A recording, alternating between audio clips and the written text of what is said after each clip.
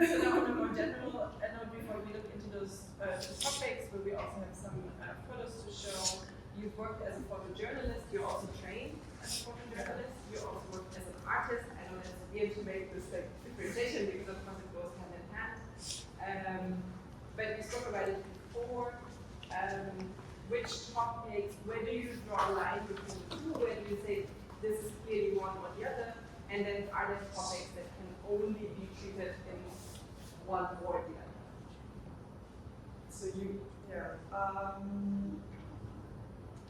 no, I think there's not topics that you can only work on in one certain way, and I think that's what's great about art and photography, that you can always find very different approaches, and that's also why I always feel like when someone comes up with an idea, then someone's like, oh, but there's already so much work on it. I don't like that response because I think, well, but no one's done it like you know, and you're going to do it differently. So, no, I think there's not one topic or something that can only be done by that. I mean, of course, sometimes like reality comes in. So, for example, that's where I try to navigate in between. If I get an assignment for a magazine, of course, I would love to work with the people for like a whole week or month and like, I don't know, make it like really intimate and work with a lot of different material, but I don't get paid for that. And also the media, sometimes they need it the next day. So sometimes I think it's just like the reality that also gives you limits. And then, of course, for an assignment where I have to send the files like an hour after, I can only do it in a photojournalistic manner. Like that's the most I can do at that moment. So would you actually say one is actually recommending?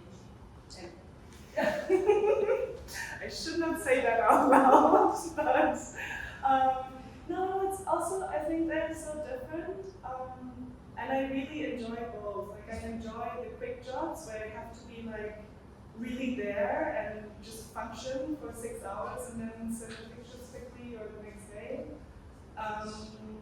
But of course, like for my artistic soul, it's not that satisfying because you just don't get to work with it for so long. Yeah, it's just a different kind of work, I would say. I mean, we're going to look into your artistic projects, but is there like a project where you would say that was the perfect topic for photojournalism? That was a perfect match. I wouldn't have wanted to extend that. And perfect topic for because I mean, when I studied photojournalism and throughout the studies, I developed so much critique about it, and it actually took me quite a while to move away from that again as well, and to like accept it a bit more again and see the value in it. No, I think if I could, I would always like to work more with the topics or the people or the projects and enrich them. Yeah. when I said in the introduction, I read an interview where you did describe yourself as an activist as well. And I mean, the topic of photojournalism is why photograph, which I think all of us answer differently. Why should an activist photograph? Well, I mean, if you're coming from that, like that's the original idea of photojournalism as well, right? To like document historic events, document things that are right, injustices, things that are important to care about. So I think that's where it came from, and also that's how a lot of activists, like people who were activists before they became photographers, that's how they found their way to photography, which isn't the case with me. But yeah, of course, like the part to document something is still very important, and I think just that because like how media has changed and how much or how many photos we can see, it doesn't have this impact anymore as it used to. So like in the 70s, 80s, pictures actually had the power to change things, and like to get people to demonstrations, to get politicians to change things, and now it's very hard to even have iconic images, and also to get people to become active only because they're seeing pictures of something that is unjust. Do you have a picture in mind, like the last picture you saw that for you kind of identified as like an activist picture that had the I think capacity to. yeah, I would say the last one that had like iconic potential was the one of Anna Cody, the baby who was that died that was on the beach during the refugee crisis, however you want to call it. But even that, I mean, it went viral, it went around the world. I don't know, does everyone know this? Yes, in So, Turkey, right? no? In Turkey, right? Yeah, exactly. So everyone here, like, we're all from different backgrounds, I think, but everyone knows this image. So that's how you know it's an iconic image, because I'm just saying one sentence and you have the picture in mind. Yes. And I think, like, in my perception, that's the last one that made it like that. But then also, if we look at the state of the world now, and I mean also at our country, it didn't really change a lot. You know, there was an outcry, and then, yeah, maybe for half a year we're more concerned, but it didn't have the power to change things in the long run, unfortunately. We would like to look at two specific projects you've done. The first one is called Ignocentia in German, Ignocentia, I'm guessing in English. I think I can explain the word though, maybe it's, can I go? It basically means coming to terms with something that happened or with someone that did something to you. And yeah, like coming to terms in a way that you're at ease with it, that you're peaceful with it. I also read that it means forgive. Yes, I wouldn't use that word. Okay. I mean, yeah, forgiveness includes that in the process of coming to terms. Yeah, I mean, we can talk about forgiveness for longer, so I think, but yeah. Okay, so in this project, you actually work on your personal history of sexual abuse. And it's a project that has different aspects. We're going to look at two of them now. We're just going to look at the photos that are of the book, and then we're going to show the video. And then we're going to speak about how to approach a topic like this in an artistic way, not people react. You should use it. Sure, if you want to use it. Because I feel it's take a lot of energy to Sure. talk loud enough.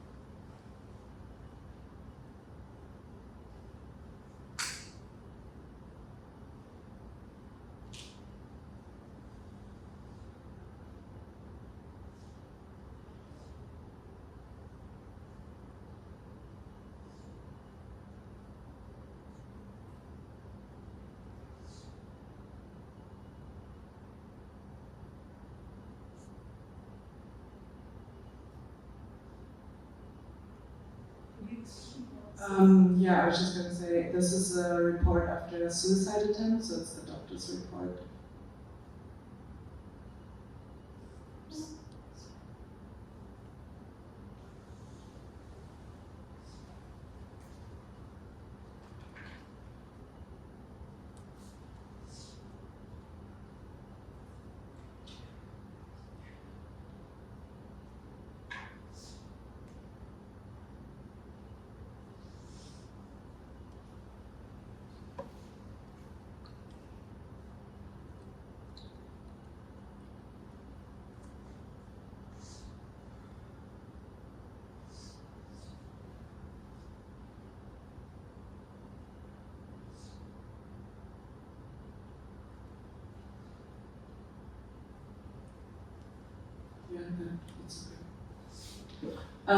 Yeah, so as you noticed, I usually don't comment when we see this project because maybe also like coming to your questions, for me this project was just like there's so many different languages in it, and for me they all speak for themselves. So I never really like to use words because yeah, I made the choices of like the material and different visual strategies, and they are the language kind of.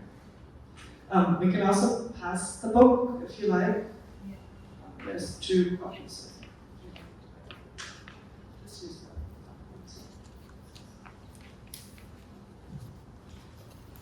Yeah, so this project, I actually made it in 2016. It's quite a while ago when I first started making it, and then the book was published in 2018. But yeah, it's also for me, every time anew when I see it, especially on such a big screen, it's always new and different, yeah. I am going to suggest, since we're like a very small round, usually we have like the questions in the end, but if you have a question in between, because now we're showing a lot of different artworks that you haven't seen before, and you want to know something about a detail, or it's okay to... Yeah, definitely. So actually you've been asked this a lot, but what made you the step to say, I'm going to transform this into an art project? I think like it feels like it was never a decision. It was just such a strong urge inside of me, and it was like the word catharsis had been used a lot, and I was like, yeah, that's what I can actually identify with. And I think like it's kind of weird because when all this happened, I was like 11, 12 years old. And I mean, also showing this project like at a lot of events, it's quite a few years ago now as well. And for a while I put it aside. But actually when all this happened and I was still young, sometimes I would stand in front of the mirror and imagine myself talking about it, you know, like giving a speech somehow, which I think is really funny from a point of view now. So I think like very quickly, maybe also because I didn't even tell my family about it at that point, like I told no one. And I think that happens a lot, that you just keep it as, like either you're asked to keep it a secret, or in my case, I think I didn't tell anyone because I already knew no one would believe me and no one would take it seriously. But of course, you have to get it out somehow. And so, yeah, I think, I don't know, it was just inside of me. And also when I started working on this, I had no idea how to do it. I knew I wanted to do it, and I did this, it was actually during my studies in Denmark. And eventually I approached the teacher and I was like, look, I want to work on this, but I don't even know how to start or which kind of picture to take, because it's something that happened a long time ago. But he helped me really well with like giving small tasks to just get started and experimenting, and then suddenly it all happened very quickly, like it all just fell out of me. And also, for example, thinking about the dramaturgy, like the order of the pages and everything, it was just always clear. Like there was never a thing like, oh, should I do it this way or that way? It just all fell into place very easily. So I think it was just something that I needed to get out for a long time. And maybe we can also talk a little bit, because you also use text, handwritten text. which is interesting because both the other German artist, she also insisted on her photograph being accompanied by text, because she said there is a limit to what you can put in a photo. And I mean, looking at you, you've done photographs, you've used private archival photographs, you have added your own script, and you've done video. So, can you say which medium works for you to transfer what, or is it the collage that works for you? I think like the strongest mediums I use, or that I use most, are still photography and writing, and both I have always used as well. Like ever since I knew how to write, I started writing things. And also as a child, I even took pictures with a camera that didn't have a film inside. So I think these are like my most used languages as like an outlet, or what is it in English? Like a release, yeah. But then the video, I don't know if we have time to see it. You can say, but so this is something that happened when I presented the project at a photo festival, and it was actually like they were also doing a lot about phototherapy and therapeutic photography, which was really interesting, and it was the first time I got in touch with that. And there was a video therapist, and I talked to her about the conversation I had with the perpetrator, so that's what this video is about. This was created after the book. And she suggested to work with video. So I think that's when I also started to think in video a lot more. And also like now, I mean, I have this big archive of images and videos that I take that I haven't made any project from because I don't know yet what it's going to be. And yeah, like I said before, and I think a lot of you can probably relate to that, that words are limited, photography is limited, text is limited. And in this book, that's what I did. Whenever I felt like I'm getting to a border, I just switched languages and worked on it with a different language. Yeah. But you're always sure of which one to use, or you look at the work and you're like, no, totally not the moment for text, or totally not something. Or is it like in this one, it's absolutely clear and you never reconsider the choice? I think, no, it's always very intuitive. I mean, yeah, and that's how I work on my personal projects. It's just like, I get into the stage where I work very intuitively, and then later I take a step back and I reflect. And of course, then some things I edit out and I'm not going to show them. But during the process, it comes very naturally, I think. Yeah. And I would suggest can we turn off the stage light for that? Thank you. all night. Or all lights.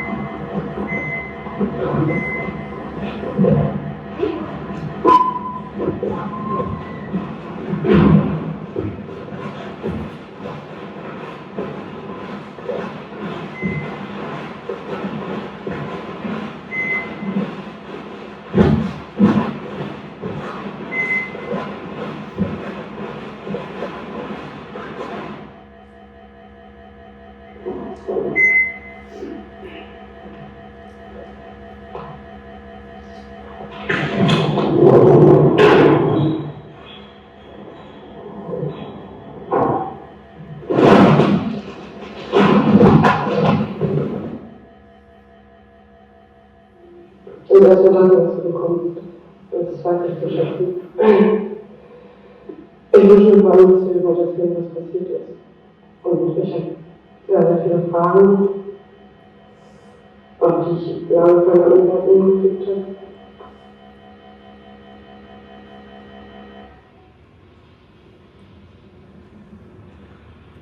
Ich war schockiert über das, was ich machen soll.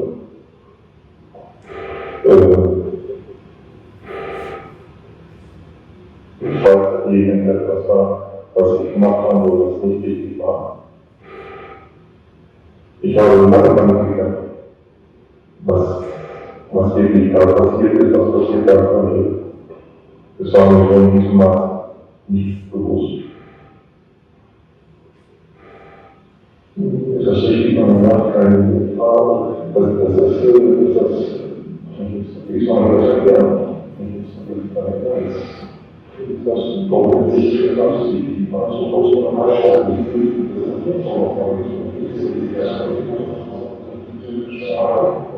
was soll ich sagen? Das kann ich nicht erkennen.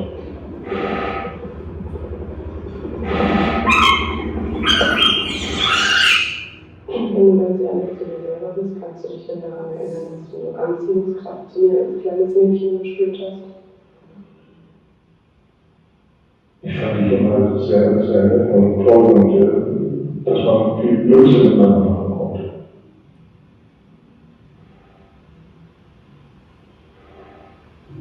Aber nicht auf die Sexualität zu erleben. Ja, ich mit verstehst du, ich nur eine Erinnerung haben kann und ich mich daran erinnern kann.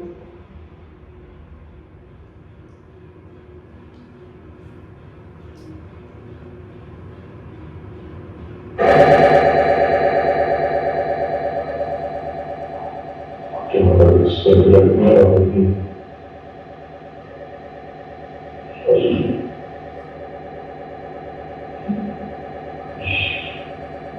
Ich kann schon, ich weiß es nicht, ob es einfach nicht mehr geht. Und das beunruhigt dich nicht noch mehr? Ich weiß nicht, was ich da machen wollte. Und das kann es nicht sein.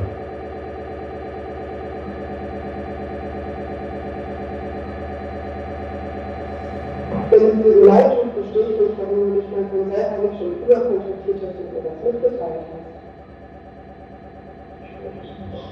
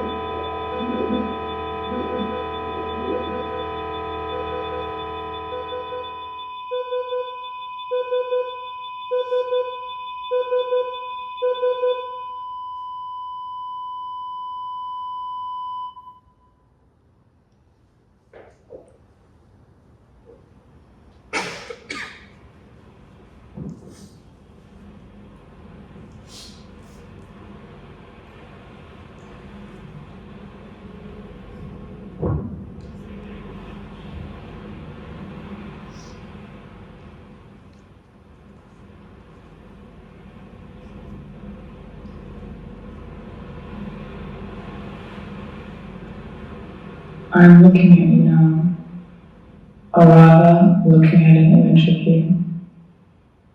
I'm not scared anymore. You seem so weak, and I felt so strong. I'm used to feeling sad when I look at old images. But actually now, I feel nothing. No liking, no hating, no sorrow, no fear. Not even pity, just nothing. You've become a stranger in a faraway land, someone who used to be in my life a long time ago. I would have never thought that it's possible to unknow someone. But I guess this is the end. I don't know you anymore. And I don't care.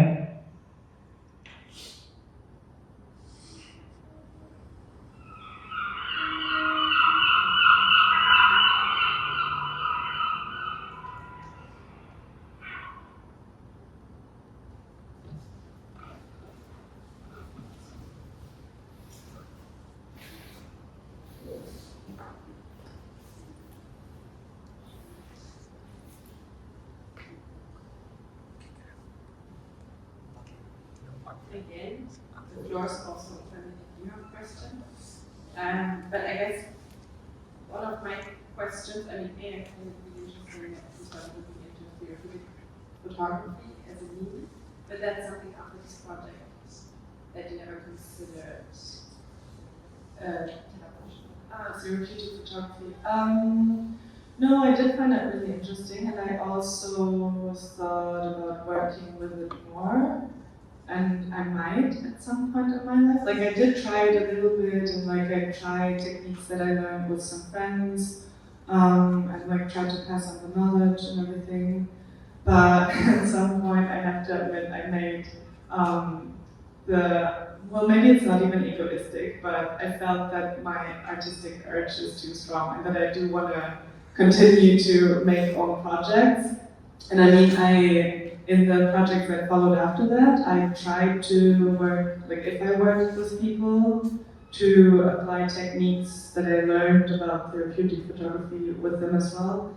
And I mean, there's a lot of projects like that, right, where you invite the people that you work with to draw or write on the pictures. Or a colleague of mine, she's been making work with sex workers, and she always asks them, she makes Polaroids and then they paint it with nail polish in the way that they want to either anonymize themselves or want to add something or whatever. So there's a lot of ideas and techniques. But in the projects that followed after that, I also noticed a lot of times it doesn't work the way I want it, because it's my artistic ideas, but the people I'm working with, of course, they are their own people. So like in the project about feminicides I made, I remember one situation and I had all the pictures printed and brought like my stencil and I already had it all laid out. And the mother that I worked with, whose teenage daughter was raped and murdered, she came to the studio and she was almost crying because she was like, look, I talked about this in my therapy and I really don't want to do it. And I was like, I'm so sorry, because that was my priority, of course, to not cross your boundaries, but I was getting so much into my artistic mind, and I was like, oh, it's going to look so great, and it's such a good idea, and blah, blah. And luckily, she's like, no, I just don't feel like doing it at all. And yeah, like you can't make people to be creative in the way you want them to, you know? So, yeah, but definitely, I mean, there's even photo coaching. And like we're gonna apply some of the strategies in our workshop because it's super interesting that like even with just one photo, you can get so much from what is your interpretation about it and how you read it and what's missing, what's not, and yeah, like you can actually, it's a really nice tool to work with as well. And then one more question that concerns the audience. Starting from my own experience with your work, I find it really hard to look at it as an art project, because it is a story that touches you. You find very strong images for what has happened. So for me, I reacted more to the trauma that happened, in like, that shouldn't have happened, we have to prevent that, what should be the next step? And I realized that me as someone who looks at art, step back in that moment. So I was wondering, you've shown the project in different places, how was the audience, and are you okay with the audience reacting either way? I mean, it was something, like luckily when I made the project, I was surrounded by very good people. So like one of my teachers and also my best friend, and like they all, especially my teacher, he gave me the advice because once I finished it, and then my best friend looked at it and she was like, do you know how many people this could help? And I think that sparked the idea that I was like, okay, I want to publish it. And then I talked to my teacher about it, because of course, like, if you've become a victim, what you wish most for is that you had been helped when you became a victim, if you weren't, and you carry that within you, and then you always want to help others, and you want to do everything you can so it doesn't happen to others. So I was so eager to publish it because I was like, yes, I can change something, you know, like I really believed in that I could change things. And then I talked to my teacher about it, and he was very smart. He was like, look, it's a timeless project, unfortunately. And you can take time, like take time to think about it, take time what could happen. And again, he was smart because he was like, oh yeah, you're right, what if no one's interested in it? And he was like, yeah, or what if a lot of people are interested in it? So he kind of prepared me to really go through a lot of possibilities before putting it out. And I mean, also like the big question that I always ask myself, because before I published this, I mean, I was working a little bit for magazines and stuff, but not that much. And I was like, do I want to be the photographer who has been sexually abused as a child, always? Like, is this the work that I want to put out first, very publicly and very largely? But I made the decision that I was like, yes, it's nothing to be ashamed of, and it happens to a lot of people. And of course, the other thing I was scared of is, will people only be nice to me because of pity? And will they not honestly tell me if it's a crap work, you know? Because they're too scared to hurt me, because I'm showing how much I was hurt. So for a long time I was like, well, I really hope, I mean, but then, yeah, very quickly I realized, because I sent it into open calls and everything, and it was shown a lot of festivals, so very quickly I was like, okay, there must be some artistic value in it as well, like it works. But I don't mind to talk about both. I mean, sometimes there were people who wanted to do interviews with me who then only wanted to talk about my personal experience and ask very, very personal questions. And at some point, like sometimes I would say, like, look, only because I'm opening up myself like that doesn't mean I am a completely open book. Like, it's still me who gets to decide what I want to share and what not. And that's what the whole book is about as well, about regaining control. But yeah, I don't mind. I mean, that's what it's for, you know? Like, I didn't make it to be such a great artist, so I didn't publish it because of that. But I published it because I wanted it to make a difference, and because it just affects so many of us. Do you have questions on this specific project? Because the second project we're going to talk about is very different, so you might not want to get back to this, or it might be awkward. Yes, you it. Shuchi, you can show some of the exhibition views maybe as well. Just go back to the present. Maybe, yeah. This one? Or no, just leave that one. Hi, thank you very much for that. I have actually, if I'm not mistaken, and correct me if I'm wrong, because pre-pandemic time was a little bit mush in my brain, but you published the project during the Me Too movement or a similar time. So I'm just wondering whether you would publish the project today, because we're in a very different historical moment. I mean, I made it before Me Too. It happened, yeah, it happened a little bit after that. And I mean, it definitely, the Me Too movement gave me courage to do it and to post about it, because I remember, I mean, Facebook was still big then, if you remember. And I remember that I was like, okay, I'm gonna post it on my Facebook, and I had this text written, but it was a big step for me, because of course a lot of people never knew. And then also, like, I always noticed as well that in like partners and relationships, how much it changed everything once I told someone. So I was a bit scared about that too. But yeah, I think like in regards of encouraging me, Me Too definitely helped, and I actually, like that post, I linked it with it. But I would also publish it again nowadays, yeah. Just like I said in the beginning, I feel like my focus has shifted a little bit, which maybe is also good, because for a while I was so involved in this project, and at some point I was like, is this what I want to do for my entire, I mean, at some point I was convinced, I was like, this is what I want to fight for all my life. But then fighting became very tiring as well. And I was like, well, do I really want to do this all my life? So yeah, I would do it again, but unfortunately I feel there's even more urgent problems at the moment. And I mean, like, this is very important to me. Yeah, like, it's just too many issues. But that would be like one last following up question, because we've spoken so much also about female solidarity at a point within the photo fraternity, outside of the photo fraternity. What does it take to create more female solidarity, because also this fear involved being attached to specific topics? Would you say overall, because we had this talk with Hannah Cook, who did the video saying, I'm a mother and an artist, you have to live with it.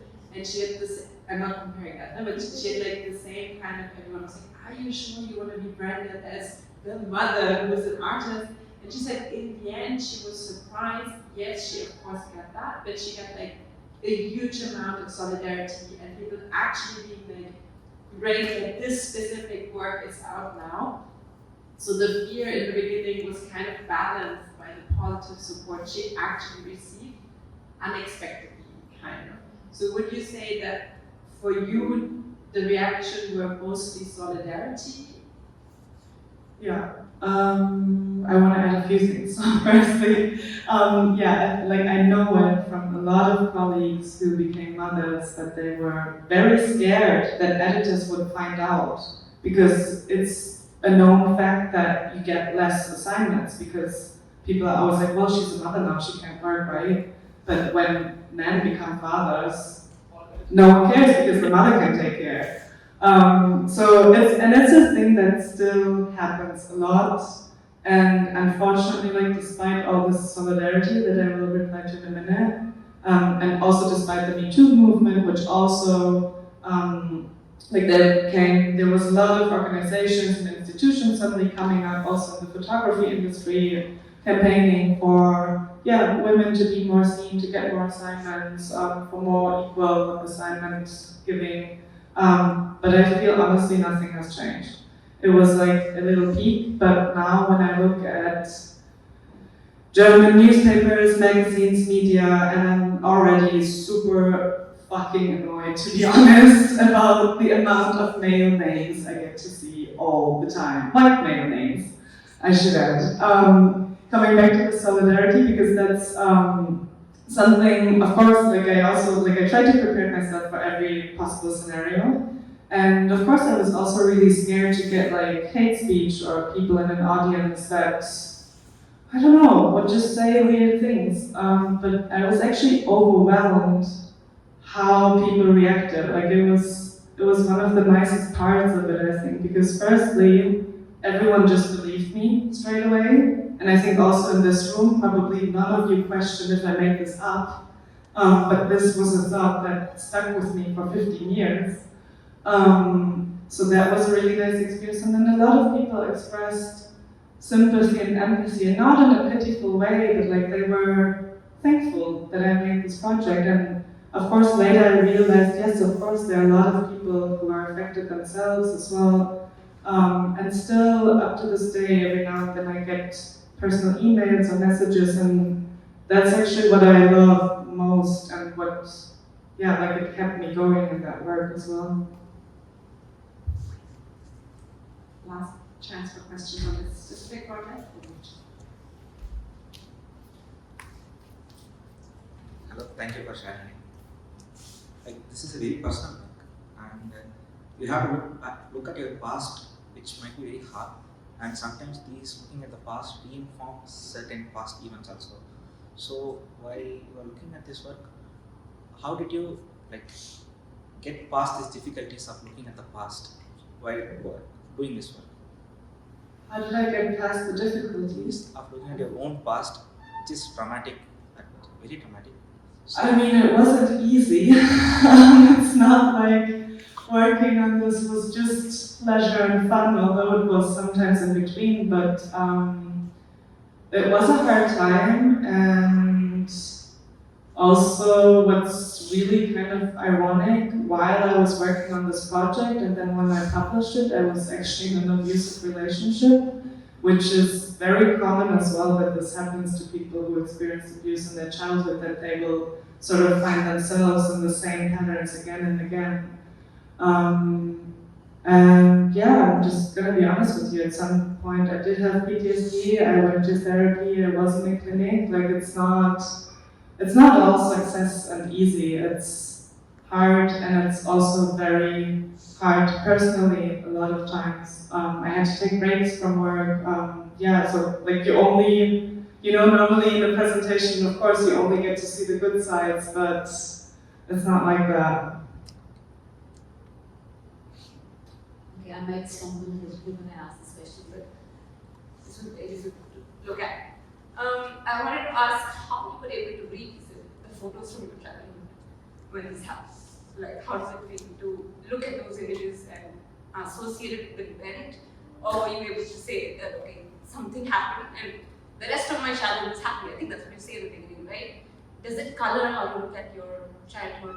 And also the archive that you've had to mine, you've had to look at photos, the reports or the hospital stuff, and even the videos. Were you making the videos especially with this artwork in mind, or was that more for your own personal sort of documentation?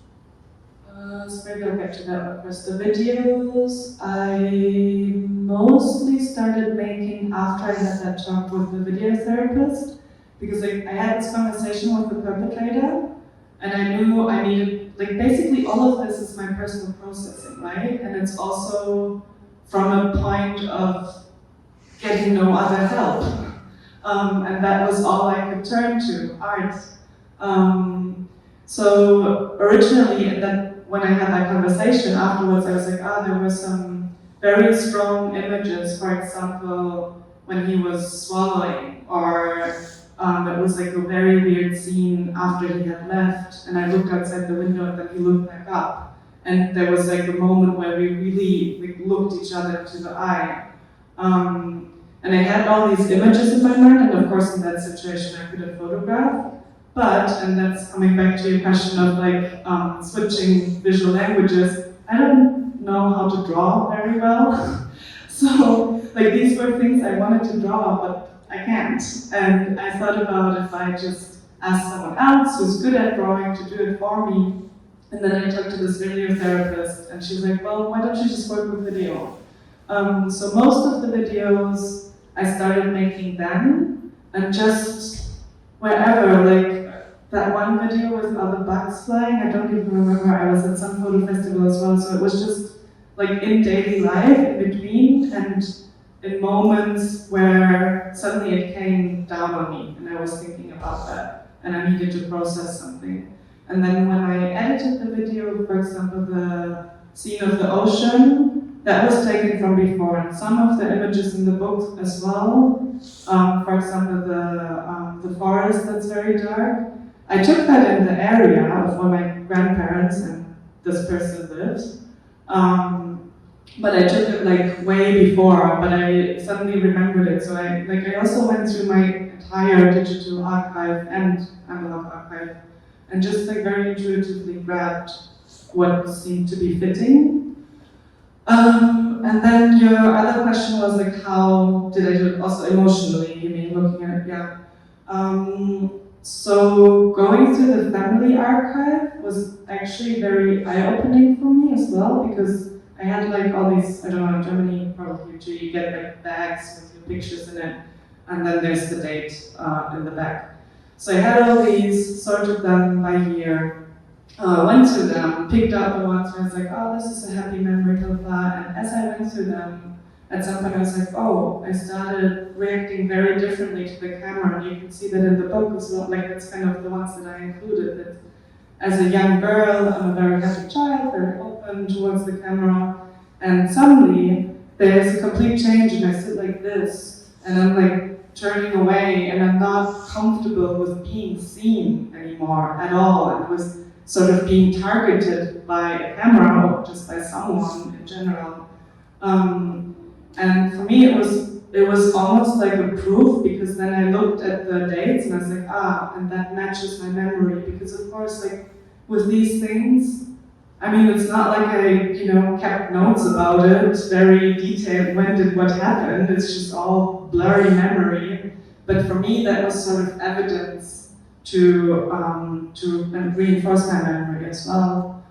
And regarding the question of happy childhood, I mean, I already knew that when I published the book, it's a status quo, and I felt like, okay, this is not the end of processing what's happened. And then the video followed, and I think maybe after the video, I felt like, okay, I'm done.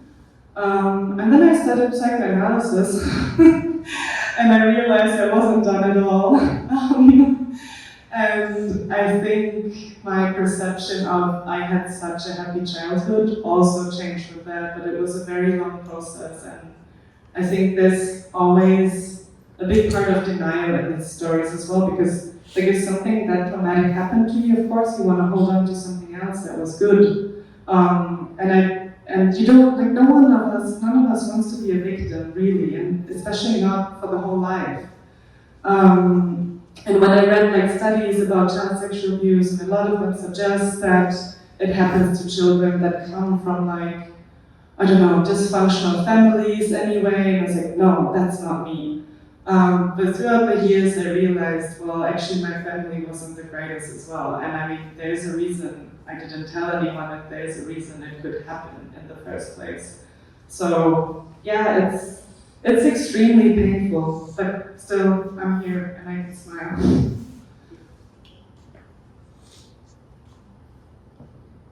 I actually do think I want to look at the second project, because it opens up a completely different theme as well. Okay, reset your minds.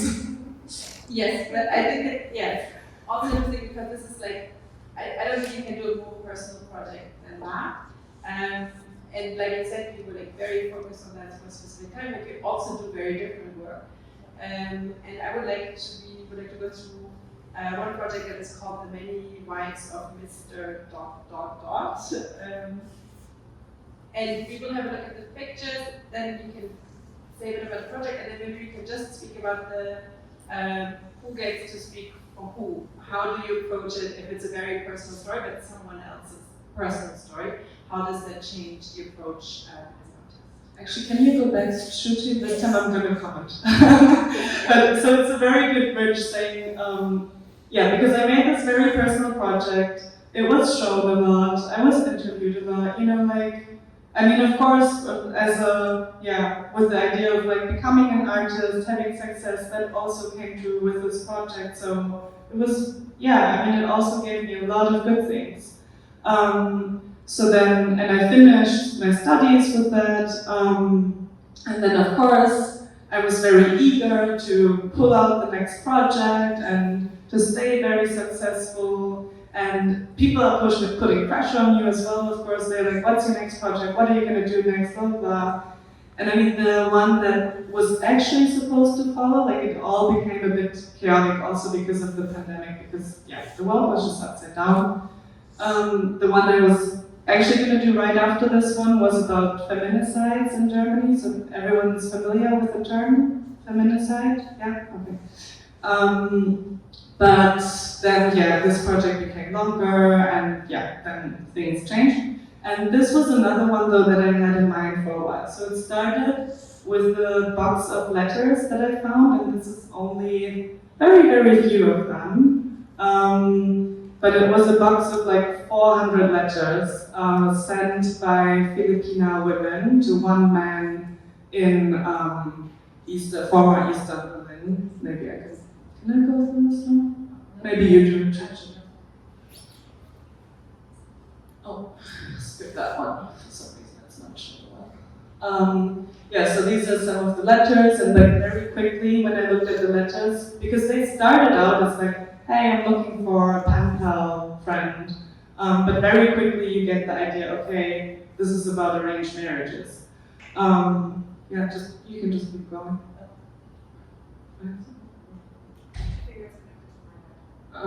No, he did it earlier. He set it up earlier, yeah. Can you go back one? Yes. Sorry.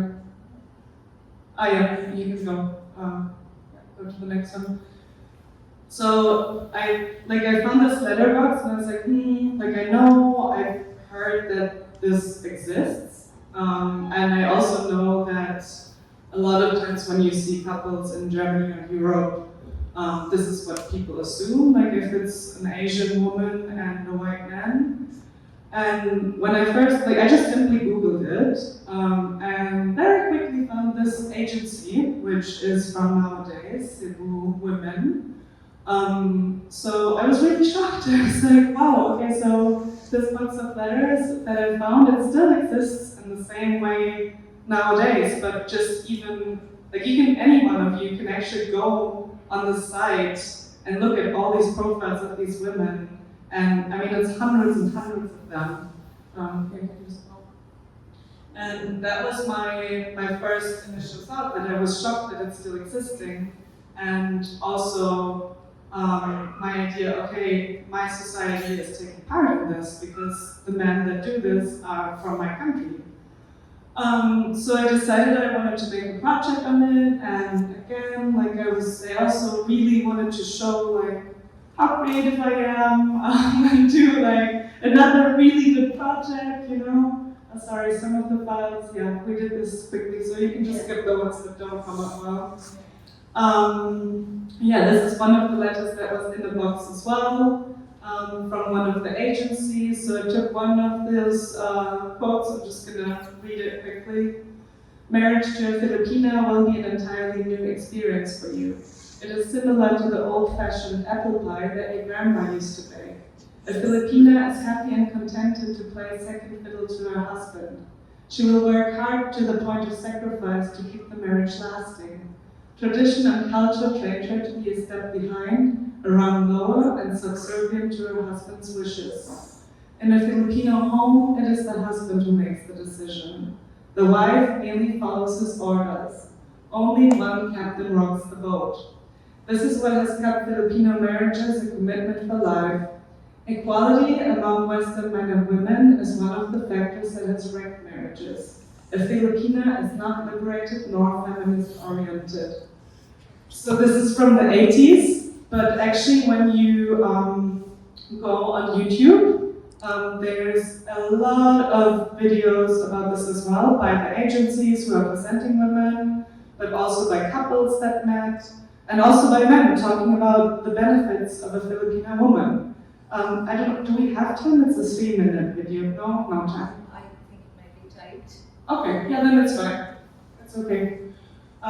Yeah, you can just keep going. We can get to the questions. Yeah, I think we can also start talking about the questions and just. So basically, I started taking portraits. I made more documentary images of the landscape, of things that are kind of a clue or a reference to the culture. I worked with the old material that I had, with the new material that I found, so I tried to apply this way of working to another topic. I think it's a very interesting project. I also like the stepping point saying this is still ongoing, and this is also, there's still a power dynamic involved, and the two of us are on the specific side of that power dynamic as well. Yet, when you put this project out, it was criticized for re-emphasizing stereotypes about women you can technically actually buy from the Philippines, and the fact that you choose this instead of giving agency for them to create their own visual legacy, which I think it's a really interesting debate to have, because you wanted to spotlight a specific practice that is still ongoing, and you did this in a very artistic way. So I guess the two questions would really be would you do the project again in this way, or is there something you say okay, that was a line I should have, or it didn't occur to me at that moment, but now looking backwards, it changes. And I think on the broader, that would be my final question. We have this so much topic of appropriation, who gets to speak for whom, and I mean ultimately the question is, should some stories not be told until the person affected can tell themselves, which is also like a radical statement to be made, and I don't know if it's the smartest one either. So that would be also for the happy to if you want to join the discussion if you have an opinion on this. But first, that's a lot of questions in one. I hope I will reply to all of them. What was my first thought? Would I do it again? And the critique, of course. So I think it's like already by itself, this topic is so controversial. And of course, before I started doing it, I was like, well, I don't want to go there and just photograph what's happened and just show what we already know. Then I don't need to do the project. And I mean, I did do it with the best intentions, but sometimes that's not enough. And like my point of view or my perspective of thinking or why I did the project was because I was like, well, our societies are part of this. Not only the men that go there, but also our global structure, our geopolitical structure, economic indifferences are the reason why this can even exist. So this whole work and this whole topic includes so many subtopics. And that's also why the critique included a lot of different aspects and some of them even contradicting as well. Like some, because maybe just to give you a quick introduction, so basically what happened, NZZ, a Swiss newspaper, which is actually becoming, or maybe is very right-wing now as well, unfortunately. They interviewed me about this project, and the interview came out. They hadn't sent it to me before. I was shocked, and so was the German Filipino community. I was really pissed because the way they presented it, I was like, this is exactly how I did not want this topic to be presented. And rightfully, there was a big outcry about this article. And I'm not taking myself out of the responsibility completely, just, to give you an idea. But also, I learned with that, it's my responsibility to make it mandatory that I get the interview before it's published and every single bit of it. That happened, and then there was a lot of critique, and I tried to talk to as many of the women that complained as possible, but with the internet, it happens very quickly that there's two groups and they don't talk to each other at all. And I mean, I also understand the factor that you're saying, I'm not going to educate you for free. It's totally understandable because, I mean, people who get shit in life because of racism or misogyny or whatever, they already have less free time because they're constantly attacked. So, of course, you don't take the time to educate people if you don't feel like it. But I still feel it was kind of sad. At some point, we organized a panel discussion with some of them, and even there, the critique was very contradictory as well. They were older Filipinas, and they were saying, well, what's the problem? It's just like Tinder, it's dating. But then there was a younger Filipina who did a project about her parents who met that way, who was talking about trauma and the difficulties of it, and how she could always feel that it was just not love between her parents, that it was some kind of weird agreement. So I think that's also what makes it so difficult, because there's not one story to it, there's not one way of how it's going to go. And I tried to show that as well. There's a lot of different video interviews and everything as well. So after all this critique happened, I definitely paused it, and I always tell everyone now when they want to exhibit it, I said it here as well, as look, you should know there has been critique and we need to think about how we contextualize it and how we show it, and it's just difficult. But yeah, it's still, for me, there's still no final decision on it. but I think, because for example with this book, with this personal work, for a while I was really radical on it, and I was like, I don't want any man to report on sexual abuse, like, I just don't know what they're talking about.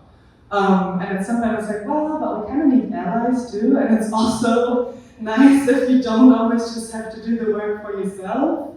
So I think I changed my perspective on that again as well. And then with this project, like I said, I do feel like I'm sort of part of it because these men are part of my society. And I mean, basically what they do, they're overwhelmed with feminism, so they go somewhere else where they have more power again, and can make use of that. So of course that outrages me because that's not the idea, you know? And so would I do it again? I think I would. I think I would definitely work differently in some situations. So for example, because I went with one of the agencies, and it's kind of hard to push against that. And to not just give in how they treat the women, because they just photograph and videograph all of them without asking them. And like nowadays, I would definitely be more cautious about that. Yeah, that's a long answer. Did I cover everything in your question? There was one more clause. Who can speak for whom? Yeah, I mean, that's kind of, yeah, for a while I thought only affected people should speak about themselves. We talked about that the other day as well. And I stepped away from that more again, and like I said, I also appreciate photojournalism more again. And I think because this project, yes, mainly white people came to see it, but that's who I want to address with this project as well. I want to address the men of this society. And the people who came to the exhibitions in Germany, they were men who were like, oh yeah, I have this friend too, blah, blah. And they were all like, yeah, but with them, it's fine. Or also one of the curators, because I also talked to them about like how we shift things with white feminism, if you want to call it that, and only because a white woman can work, but then someone else is cleaning for her for a less well-paid money. That's not really feminism, you know? If we just shift our responsibilities to other people.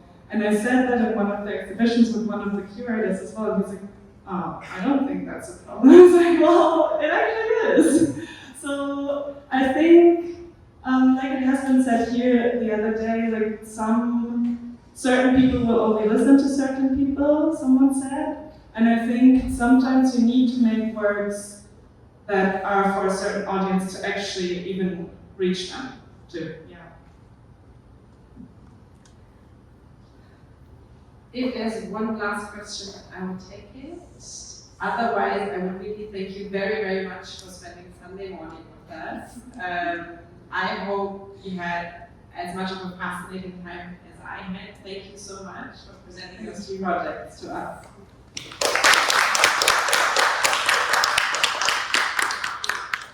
Don't run away, there are more talks to come.